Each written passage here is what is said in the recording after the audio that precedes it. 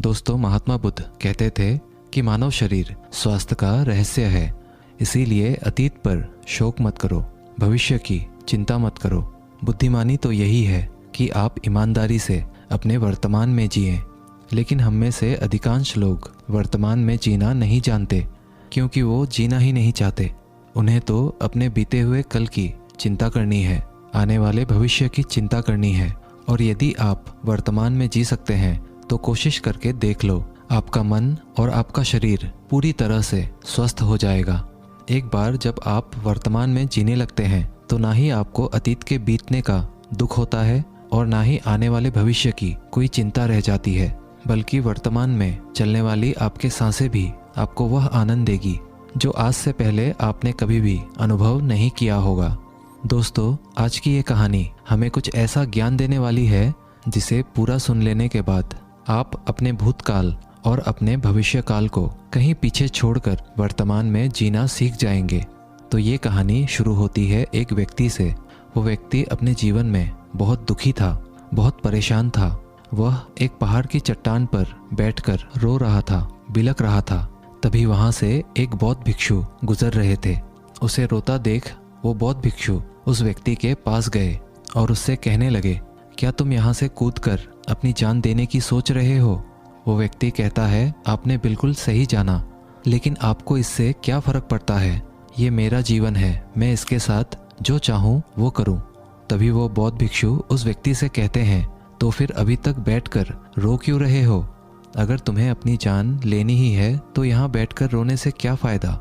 इस बात को सुनकर वो व्यक्ति थोड़ा सा क्रोधित हो जाता है और उस बौद्ध भिक्षु से कहता है, देखिए महाराज, मैं यहाँ पर जो करने आया हूँ वो तो मैं करूँगा ही, लेकिन आपको इसमें दखल अंदाजी करने की कोई ज़रूरत नहीं। इतना कहते ही वो व्यक्ति फूट फूट कर रोने लगता है। तभी वो बौद्ध भिक्षु उससे कहते हैं, अच्छा ये बताओ, क्या तुम सब कुछ छोड़ आए हो या फिर अपने साथ कुछ लाए हो? तभी वो व्यक्ति बौद्ध भिक्षु को जवाब देते हुए कहता है, हे गुरुदेव, मैं सब कुछ छोड़ आया हूँ। मेरे पास अब कुछ नहीं है और ना ही मेरे पास इस वक्त कुछ खोने के लिए बचा है, तो फिर भला मैं जीकर क्या करूँगा? ये सुन वो बौद्ध भिक्षु उस व्यक्ति से कहते हैं, यदि ऐसा है तो तुम अपने सिर पर ये बोझ लिए हुए क्यों धो रहे हो? बौद्ध भिक्षु की ये बात सुनकर थोड़ा सा आश्चर्यचकित हो जाता है और उन बौद्ध भिक्षु से कहता है, हे गुरुवर, मैं कौन सा बोझ लिए धो रहा हूँ? मेरे हाथ खाली हैं और मेरे पास कुछ भी नहीं है। तभी वो बौद्ध भिक्षु कहते हैं, तुम्हारी सांसें भी ठीक से नहीं चल रही है। तुम आए तो हो यहाँ दुनिया छोड़ने और फूट फूट कर रोए भी जा रहे हो। एक खाली इंसान कभी भी ऐसा नहीं करता। जो कंगाल हो चुका हो, जिसके पास और कुछ ना बचा हो, वो भला क्यों रोएगा? ये सुन वो व्यक्ति और भी क्रोधित हो जाता है और उस बौद्ध भिक्षु से कहता है, आपको इससे क्या मतलब? तभी वो बौद्ध भिक्षु उस व्यक्ति से कहते हैं, क्या तुमने कभी अपने अंतर की ओर झांकने की कोशिश की है? तुमने कितना बोझ उठाया हुआ है? तुम अपने जीवन में कितना कुछ बोझ लेकर अपने इन दो कंधों पर धो रहे हो? इन सभी बोझों को कब तक धोओगे? इन बोझों को यहीं पर उतार दो और थोड़ा सा हल्का हो जाओ। कब तक इन बोझों के तले दबे रहोगे? जैसे ही उस व्यक्ति ने उस बौद्ध भिक्षु के मुंह से ये सारी बातें सुनी, वो तुरंत ही उनके चरणों में गिर पड़ा और उनसे हाथ जोड़कर कहने लगा, हे गुरुदेव, अभी तक मुझे कोई नहीं समझ पाया था। यहाँ से कई लोग आए और गुजर गए, लेकिन किसी ने भी मुझसे ये सब नहीं कहा। आपने तो मेरे मन की बात पढ़ ली, यहाँ तक कि मेरे घरवाले भी मुझे नहीं समझ पाए, लेकिन आपने एक बार में ही मुझे पूरी तरह से जान लिया है। आगे वो व्यक्ति बौद्ध भिक्षु से कहता है, क्या आप मेरी इस समस्या का समाधान कर सकते हैं? बौद्ध भिक्षु कहते हैं, कहाँ है समस्या? वो व्यक्ति कहता है, मेरे घर पर है, आप मेरे साथ चलिए। वो बौद्ध भिक्षु उस व्यक्ति से कहते हैं, नहीं, समस्या तुम्हारे घर पर नहीं है। वो व्यक्ति कहता है, नहीं नहीं गुरुदेव, समस्या मेरे घर पर ही है। आप एक बार मेरे साथ चलकर तो देखिए। वो बौद्ध भिक्षु उस व्यक्ति को समझाते हुए कहते हैं, समस्या तुम्हारे घर पर नहीं, तुम्हारे भीतर है। क्या तुमने कभी अपने भीतर झांकने की कोशिश की है? सारी समस्याएं तुम्हारे भीतर है। जब तक तुम उसका समाधान नहीं करोगे तो तुम्हें हर जगह हर समय समस्या ही दिखेगी। और यदि समस्या तुम्हारे घर पर है तो तुम इस पहाड़ की चोटी पर क्या कर रहे हो? तुम तो कह रहे थे कि तुमने पीछे सब कुछ छोड़ दिया है, अपना घर, अपने परिवार, अपने सगे संबंधी, और यदि तुमने ये सारी चीज़ें छोड़ ही दी हैं तो तुम्हारी समस्या भी वहीं पर छूट गई है। फिर तुम भला इतने परेशान क्यों हो? उस बौद्ध भिक्षु के मुंह से ये सारी बातें सुनकर वो व्यक्ति कहता है, हे गुरुवर, आप सही कहते हैं, मैं आपकी बातों को समझ पा रहा हूँ। कमी तो मेरे ही अंदर है, मैं किसी काम का नहीं हूँ। मैं जब भी कोई काम करने जाता हूँ तो सब बिगाड़ देता हूँ। मेरे हाथों सारे काम गड़बड़ हो जाते हैं। मैंने आज तक कोई भी काम ढंग का नहीं किया। मेरी तो किस्मत ही खराब है। उस व्यक्ति के मुख से ये सारी बातें सुनकर बौद्ध भिक्षु मुस्कुराने लगे और उस व्यक्ति से कहा, अच्छा, तुम्हें लगता है कि तुम्हारी किस्मत खराब है, तो मुझे ये बताओ क्या खराबी है तुम्हारे किस्मत में? तभी वो व्यक्ति उस बौद्ध भिक्षु से कहता है, हे गुरुवर, मुझे व्यापार करना था और व्यापार करने के लिए मुझे धन की आवश्यकता थी। इसीलिए मैंने अपने परिवार से थोड़ा सा धन लिया और उसी धन से मैंने अच्छा सा व्यापार खड़ा किया। लेकिन गुरुवर, मेरा व्यापार ज़्यादा दिन तक नहीं चल सका। शुरू में मेरे परिवार वालों ने मेरा पूरा साथ दिया और तब तक सब कुछ ठीक भी चल रहा था। लेकिन धीरे धीरे मुझे मेरे व्यापार में नुकसान होने लगा और ये सब देख मेरे परिवार वाले मुझसे नाराज़ हो गए और मुझसे दूर चले गए। मैं तो चाहता था कि मैं अच्छा व्यापार करूं, अच्छा धन कमाऊं, ताकि मैं अपने परिवार को अच्छे से संभाल सकूं, उन्हें वो हर सुख सुविधा दे सकूं जिनकी उन्हें आवश्यकता है। मैं तो सब उन्हीं के लिए कर रहा था, लेकिन वो लोग मुझे समझ नहीं पाए और मुझे ही इसका जिम्मेदार ठहराते हैं।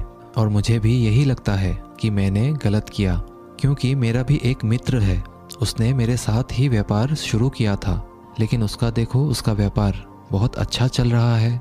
मेरा मित्र जब भी मेरे घर आता है तो अपने अच्छे व्यापार की बातें अवश्य बताता है। वो हमेशा ये कहता रहता है कि किस तरह से उसने अपने दम पर व्यापार को खड़ा किया है और उसे चलाने में भी वह सक्षम है।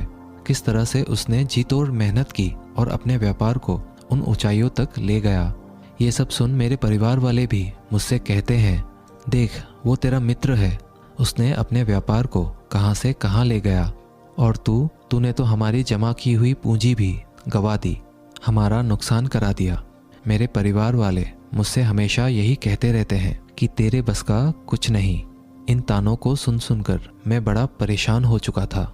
इसीलिए मैंने कर्जे लिए और नया व्यापार खड़ा किया, लेकिन वहाँ पर भी मुझे मुंह की खानी पड़ी और मेरा व्यापार पूरी तरह से चौपट हो गया। अब तो हालत यहाँ तक आ चुकी है कि मेरा घर भी अब गिरवी पड़ा हुआ है। अब आप ही बताइए गुरुवर, मैं क्या करूं? तभी वो बौद्ध भिक्षु उस व्यक्ति से कहते हैं, अच्छा, तुम्हें ये पता है कि तुम्हारा मित्र तुम्हारे पास क्यों आता था?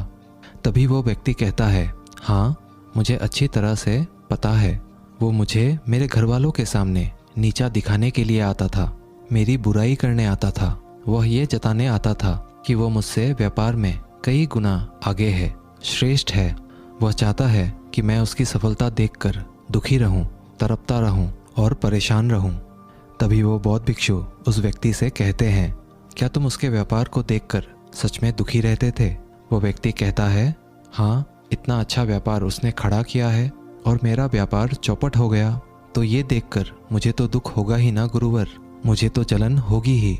तभी वो बौद्ध भिक्षु उस व्यक्ति से कहते हैं, तुम्हें दुख किस बात का था, अपनी असफलता का या फिर अपने दोस्त की सफलता का? तभी वो व्यक्ति उस बौद्ध भिक्षु से कहता है, अपने असफल होने पर मुझे इतना पछतावा नहीं था, लेकिन मेरा मित्र इतना सफल हो चुका था, उसे देखकर मुझे ईर्ष्या होती थी, मेरे अंदर जलन की भावना उत्पन्न होती थी और मैं ये देख देख कर दुखी रहता था, पछताते रहता था, तड़पता रहता था। तभी वो बौद्ध भिक्षु उस व्यक्ति से कहते हैं, इसका अर्थ तो ये हुआ, अगर तुम्हारा मित्र भी असफल हो जाए तो तुम्हें खुशी होगी? तो वो व्यक्ति कहता है, जी हाँ, मुझे बड़ी खुशी होगी अगर वो असफल हो जाए, उसका व्यापार चौपट हो जाए। ये सुन बौद्ध भिक्षु फिर से एक बार मुस्कुराने लगे और उस व्यक्ति से कहते हैं, इसका अर्थ तो यही हुआ कि तुम्हारी खुशी तुम्हारे मित्र पर निर्भर करती है।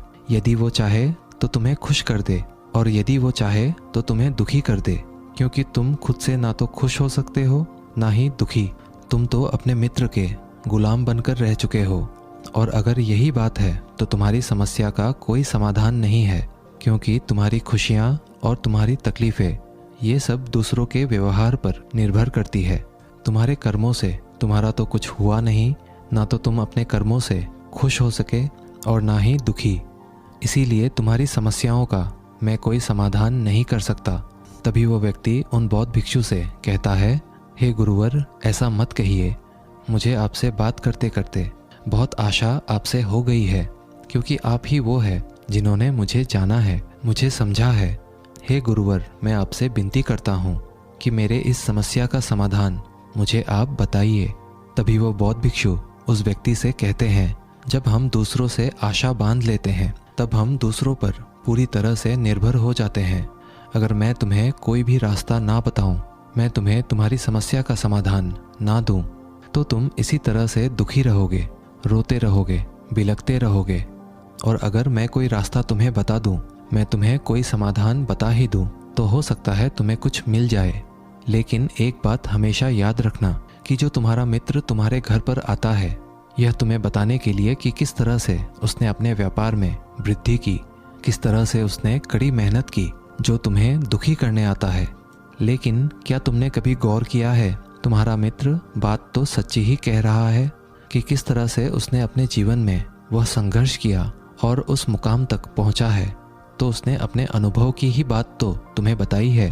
अब चाहो तो तुम उस अनुभव का इस्तेमाल कर सकते हो, या फिर तुम उस अनुभव को व्यर्थ ही जाने दे सकते हो और अपने मन में ईर्ष्या जैसे भाव उत्पन्न कर सकते हो।